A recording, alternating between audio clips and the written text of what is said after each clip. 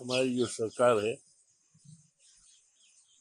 इसकी अर्थनीति और विदेश नीति दोनों पूरी तरह से फेल हो चुकी है, जिसका नतीजा है कि दिन ब दिन महंगाई बड़ी तेजी से बढ़ती जा रही है।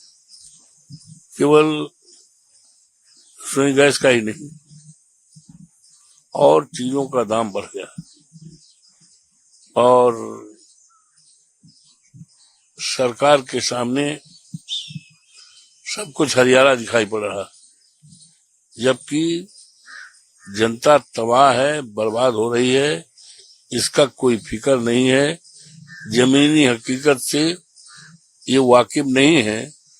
इनको सब कुछ हरियाली दिखाई पड़ रही है। ये आने वाले दिनों में ये जो चुनाव हो रहे हैं, इस चुनाव में इनके समझ में आ जाएगा।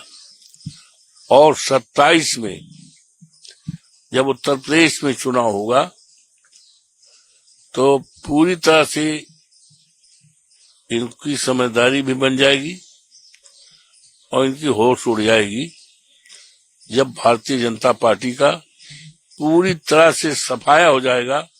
उत्तर प्रदेश, जिसका एक गौरवशाली इतिहास है, देश का बड़ा प्रदेश है, आधे से ज्यादा प्रधानमंत्री देश को दिया है। हमारे प्रधानमंत्री जी उत्तर प्रदेश से ही आते हैं। तो उत्तर प्रदेश में जब सफाया हो जाएगा और पीडीए की सरकार माननीय अखिलेश यादव जी के नेतृत्व में बनेगी, 300 से ज्यादा हमारे एमएलए जीतेंगे और जब उत्तर प्रदेश से भारतीय जनता पार्टी का सफाया हो जाएगा तो आप उसी से अंदाज लगा लीजिए ये सिलसिला रुकने वाला नहीं है।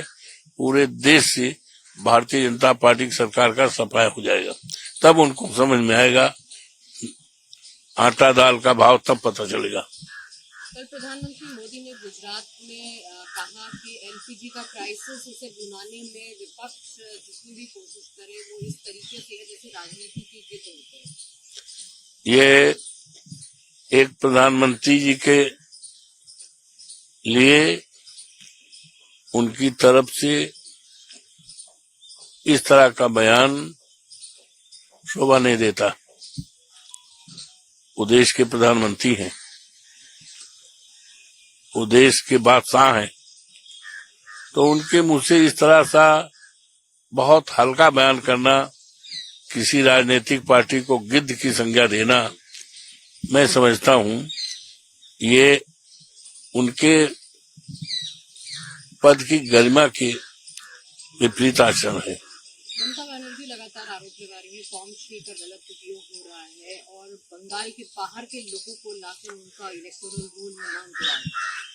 बहुत सही है और ये सरकार, भारतीय जनता पार्टी की सरकार जो है, पीडीए के लोगों के वोट को घटाना चाहती है और फर्जी वोट बनवाना चाहती है, जिसको लेकर हमारे नेता समाजवादी पार्टी के अध्यक्ष माननीय अखिलेश जी ने लगातार संघर्ष कर रहे हैं, आज भी कर रहे हैं।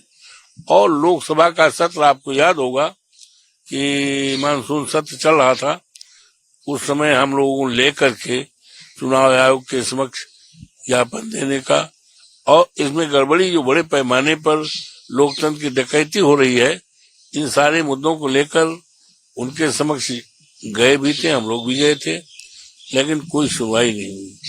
तो ये आदरणीय ममता जी पूरी तरह से संघर्षरत है। माननीय उच्चतम न्यायालय के सामने भी न्यायालय का दरवाजा खटखटाया, अपने राज्य में 1 सप्ताह से ज्यादा धरने पे बैठी रही। तो उनका ये जो एलिगेशन है, उनका ये जो कहना है, बिल्कुल सच है कि भारतीय जनता पार्टी के लोग दलितों का, पिछड़ों का, अल्पसंख्यकों का पीडीए के लोगों के वोट को कटाना चाहते हैं।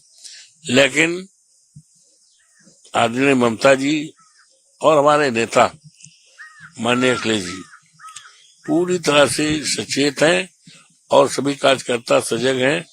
भारतीय जनता पार्टी की जो प्लानिंग है वो प्लानिंग की दाल निकलने वाली है। आखिरी सवाल, नालंदा में एक वीडियो वायरल हो रहा है नालंदा का, जहाँ एक महिला को सरेआम जो है उसके साथ छेड़छाड़ की जा रही है, उसे असॉल्ट किया जा रहा है। ये गलत है। ये तो हमारी सरकार का कानून व्यवस्था कितनी ढीली है, जिसका परिणाम है कि आज महिलाओं के साथ इस तरह का व्यवहार हो रहा है। ये सरकार की कानून व्यवस्था और सरकार की जो इकबाल होता है, सरकार इकबाल से चलती है। तो जब इकबाल खत्म हो गया है तो कानून व्यवस्था पकड़ के बाहर है। इसका नतीजा है इस तरह के अपराध हो रहे हैं, जो कि आजाद देश में हम जिसमें मानते हैं यत्र नाजा रमनते, यत्र नाजा पूजनते रमनते तद देवता। जहाँ नारियों की पूजा होती है वहाँ देवता वास करते हैं। तो आज भारतीय जनता पार्टी के राज में, माननीय मोदी जी के राज में, माननीय योगी जी के राज में इस तरह जो महिलाओं के साथ हो रहा है, ये अपमानजनक बात है। कानून व्यवस्था पूरी तरह खराब है। हो गया।